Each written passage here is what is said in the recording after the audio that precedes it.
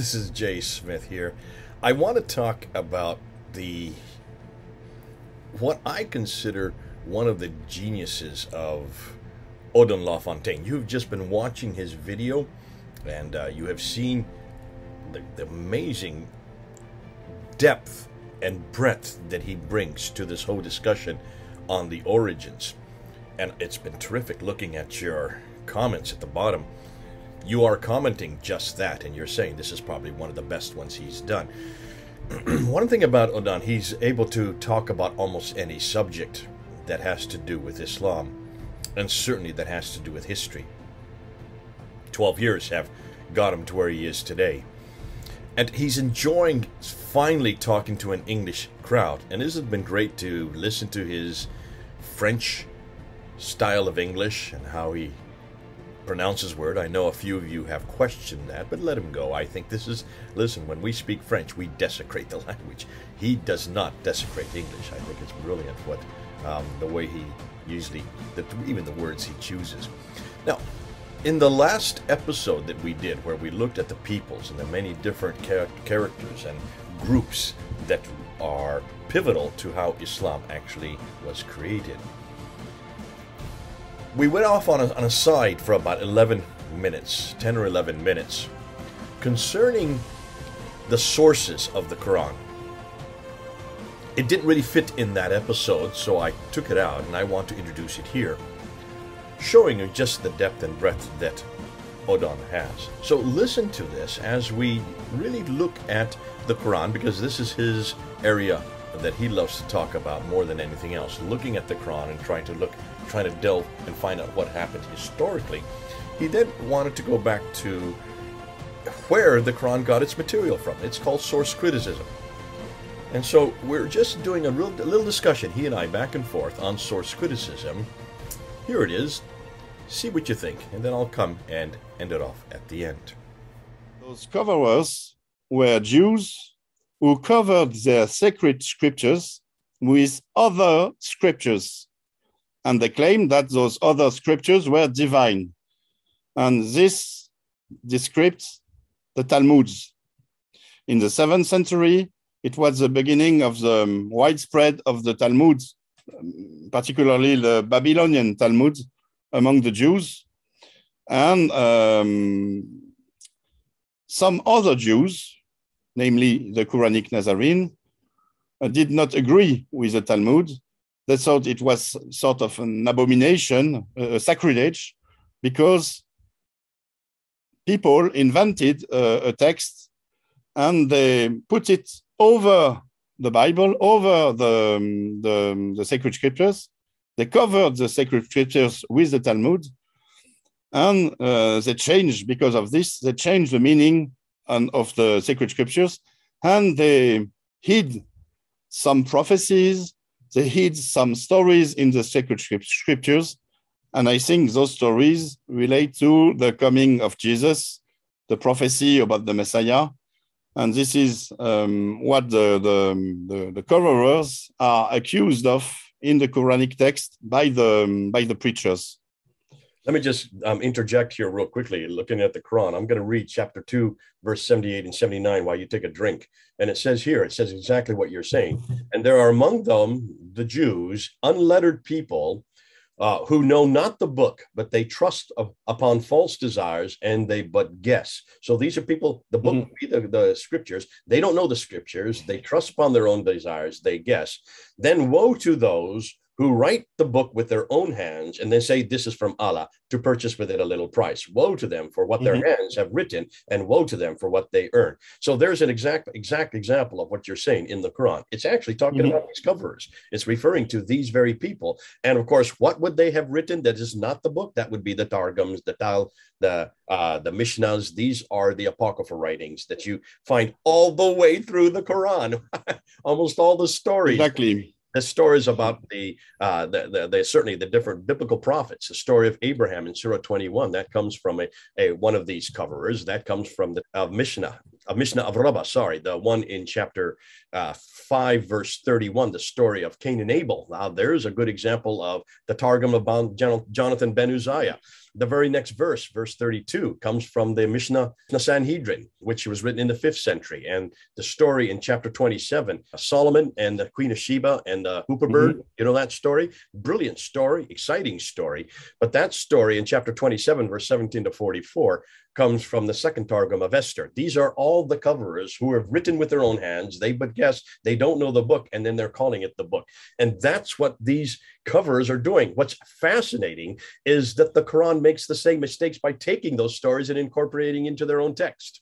What we find in the Talmuds, I think there are two types of Talmudic writings. We find ancient Jewish tradition, which might have already been there at the time of Jesus, for example. And we also find post-Christian inventions. Yeah. And I think this ancient Jewish tradition, it's like with a tree. You have the trunk, which is the Jewish tradition, and several branches. One branch is the Talmudic Judaism. Another branch would be the Nazarene Judaism. And so this is why we can find in the Quran stories that really, really resemble the Talmud. For example, the very well-known quote of the Quran, when you kill one man, it's like you have killed the whole of the humanity. We also find it in the Talmud. Yeah. I think no one, they did not copy each other for this one, for example. It comes from ancient Jewish tradition, which went one way in the Talmud and another way in the Quran, thanks to the preachers who were Nazarene Jews.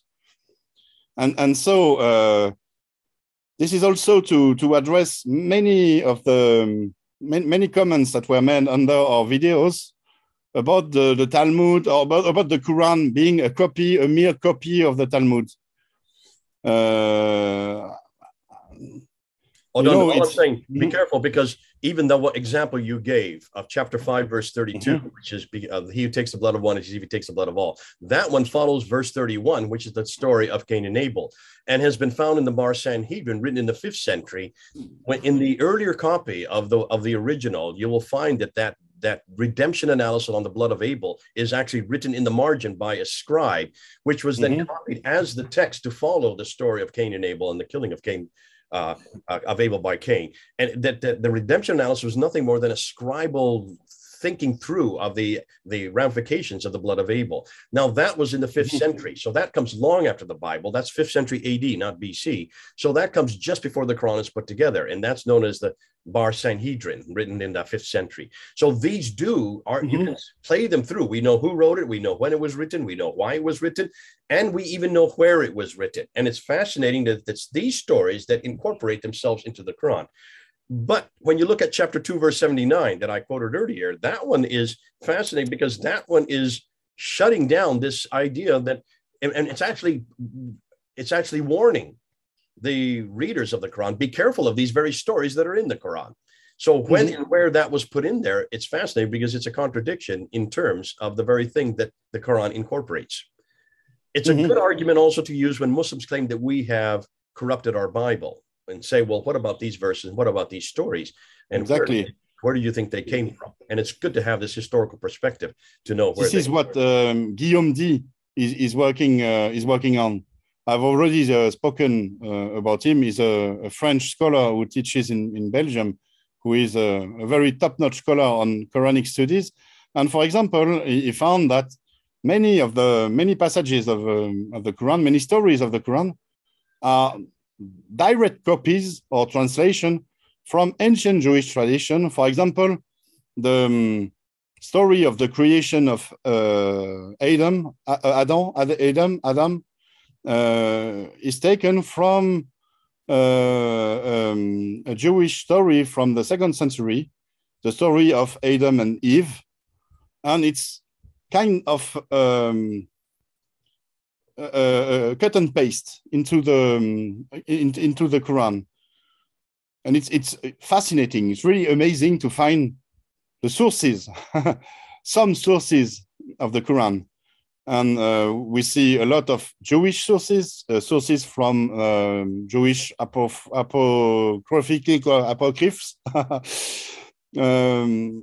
such as, for example, the Book of Jubilees. Mm-hmm. We find many interesting stuff in the Quran and also in the Standard Islamic Narrative that were taken from the Jewish tradition that was also expressed in the Book of Jubilees. For example, the Tawaf, the fact that Abraham turned in a circle 7 times around the altar in Jerusalem. This is taken from the Book of Jubilees. You do not find this in the Bible. It's in the Book of Jubilees. And you find this also in the Islamic tradition. This is why the Muslims, when they perform the Hajj in Mecca, turn 7 times around the Kaaba. They imitate, they don't know it, but they imitate the Jewish tradition of Abraham, as it is written in the Book of Jubilees. Yeah, yeah, fascinating. I mean, this is terrific stuff, and maybe we should do a whole series. We did this with Paul. I don't know if you know Paul from London. He did through and found, he didn't know about the Book of Jubilees, but he did find the circumambulation 7 times going counterclockwise. And he noticed that this is something that the Jews did. And of course, if that is the case, then almost all of their traditions have been borrowed from pre-Islamic times, looking way back to Jerusalem itself.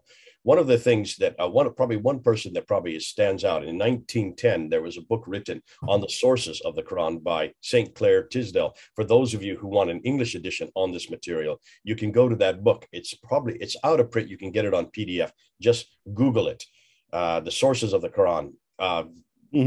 By St. Clair Tisdale, Tisdall, and just look at all the stories that Odon is talking about. Do you have it there?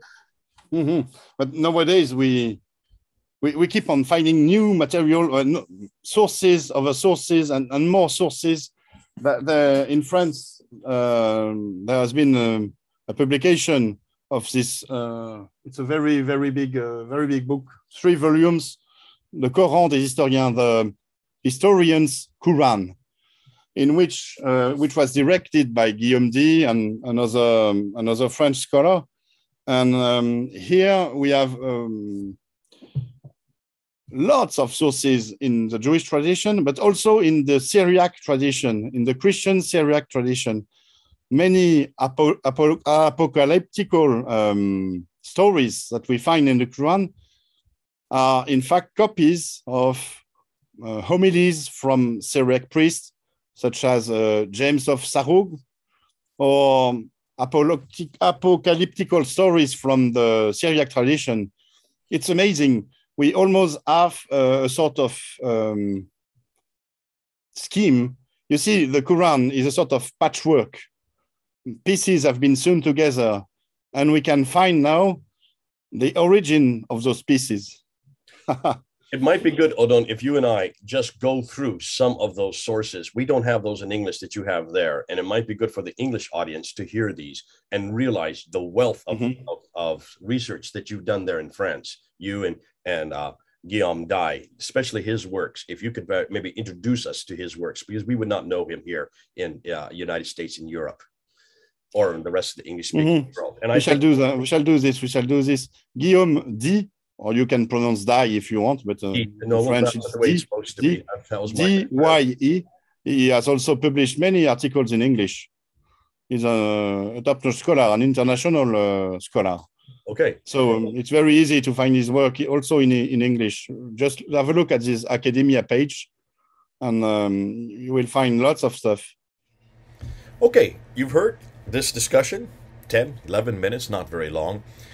And yet it's absolutely damaging to the Standard Islamic Narrative. You see, the Standard Islamic Narrative believes wholeheartedly that the Quran is eternal, that the Quran has always existed, and could not come from the pen of any man, and certainly could not have had any antecedents to it prior to the 7th century.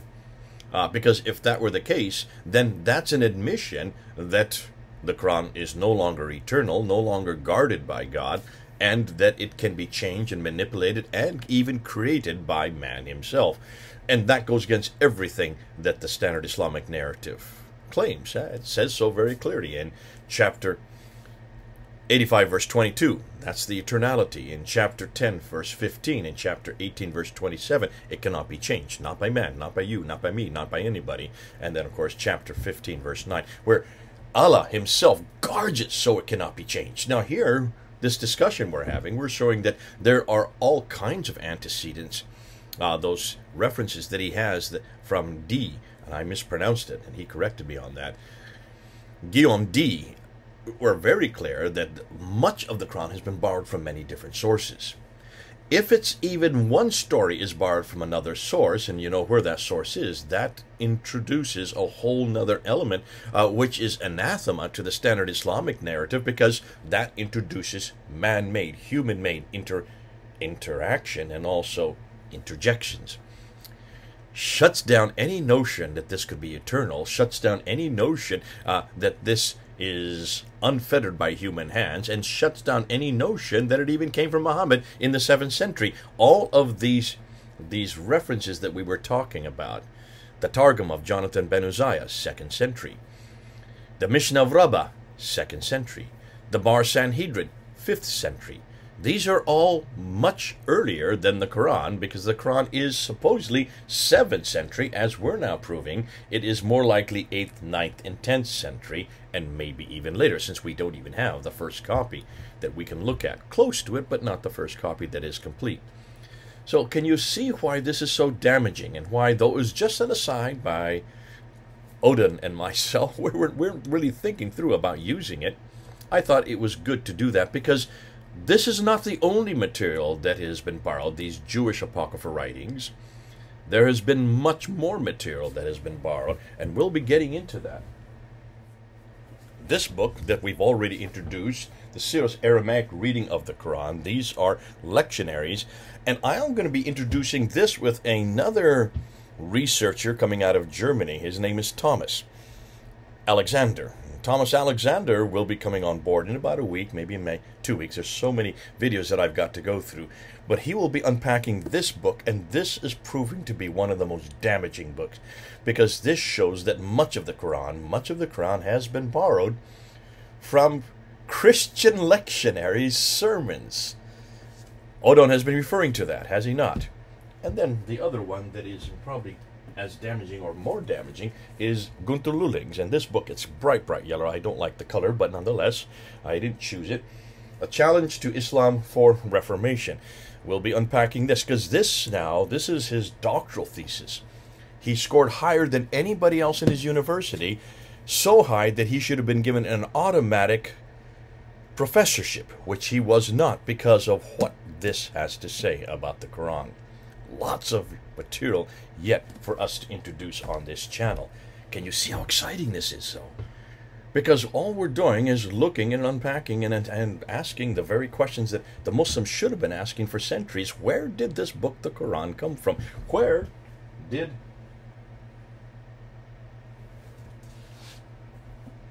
they get this from? Where did these words come from? Where did they all come from? I've got a whole slew of them up here. I just chose the first one, and this is Qalun's, written in 835. So where did Qalun get his material from? Where did Hafs get his material from? Where did any of these get us? Where did they get their material from? Well, we're finding out. A lot of it is borrowed. Yes, pilfered out of existing texts.